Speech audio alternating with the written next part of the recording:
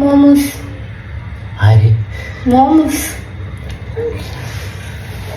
ആരുണ്ടാക്കും?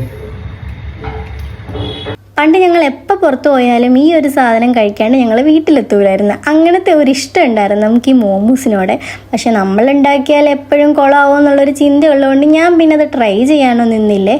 പക്ഷേ ഈ ഒരു കമൻറ്റ് കണ്ടപ്പോൾ അങ്ങനെ വെറുതെ വിടാൻ തോന്നിയില്ല. എന്തായാലും ഒന്ന് ട്രൈ ചെയ്ത് നോക്കാമെന്ന് തന്നെ വിചാരിച്ചു.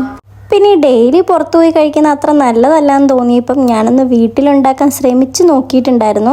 പക്ഷെ അന്ന് ഞങ്ങൾ ഉണ്ടാക്കിയപ്പോൾ തീരെ കൊള്ളില്ലായിരുന്നു. ഞങ്ങൾക്ക് കഴിക്കാൻ പോലും തോന്നിയില്ല, കുറേ വേസ്റ്റായി പോയിട്ടുണ്ടായിരുന്നു. ഇന്ന് അതേപോലെ ഒന്നും ഉണ്ടാവില്ല എന്നുള്ള ഒരു ഉറച്ച വിശ്വാസത്തിലാണ് ഉണ്ടാക്കാൻ തുടങ്ങിയത്. പിന്നെ നമ്മൾ ഉണ്ടാക്കാനൊക്കെ തുടങ്ങിയപ്പോൾ കുറച്ച് ലേറ്റായി പോയായിരുന്നേ. എനിക്കാണെങ്കിൽ ഈ മടക്കുന്ന സംഭവമില്ലേ, ഇവിടെയാണ് എനിക്ക് തെറ്റിപ്പോവുക. കുറച്ചൊക്കെ വെളിയിലൊക്കെ വന്നിട്ടുണ്ട്, എന്നാലും കുഴപ്പമില്ല, അഡ്ജസ്റ്റ് ചെയ്യാന്നൊക്കെ പറയാം. പിന്നെ 2-3 എണ്ണമൊക്കെ കറക്റ്റായിട്ട് ചെയ്ത് വന്നിട്ടുണ്ട്. പിന്നെ ശരി പറഞ്ഞു, വലിയ ഭംഗിയൊന്നും നോക്കണ്ട, നമ്മൾ രണ്ടുപേരല്ലേ കഴിക്കുന്നതെന്ന്. അപ്പോൾ ഒരു കോൺഫിഡൻറ്റ് ഉണ്ടായി. പിന്നെ എല്ലാം ഉണ്ടാക്കിയത് റെഡി ആയിട്ടുണ്ടായിരുന്നേ. കാണാൻ വലിയ ഭംഗിയൊന്നും ഇല്ലെങ്കിലും നമുക്ക് ടേസ്റ്റ് എന്താന്ന് നോക്കണ്ടേ. നമ്മളെ മോമോസ് ഉണ്ടാക്കി കഴിഞ്ഞു.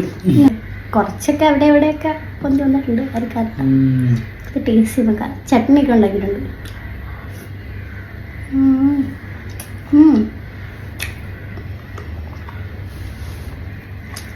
കടയിൽ നിന്ന് വാങ്ങുന്ന അത്ര ടേസ്റ്റ് ഇല്ലെങ്കിലും നമ്മൾ ആദ്യമായിട്ട് ഉണ്ടാക്കിയല്ലേ, കൊള്ളാം, സൂപ്പറായിട്ടുണ്ടേ. പാളി പോകുന്നൊന്നും എനിക്ക് തോന്നിയിട്ടില്ല. ഞാൻ മുമ്പ് ഉണ്ടാക്കി, പക്ഷെ അത് എനിക്ക് അത്ര ഇഷ്ടപ്പെട്ടില്ല. പക്ഷെ ഇത് ഓക്കെയാണ് കേട്ടോ. ഓക്കെയുള്ള കാരണം മസാല ഞാൻ ഉണ്ടാക്കിയോണ്ടാണ് ഒന്നാമത് പ്രത്യേകത. ഞാൻ പറഞ്ഞു കൊടുത്ത് അവനുണ്ടാക്കി. അടിപൊളി.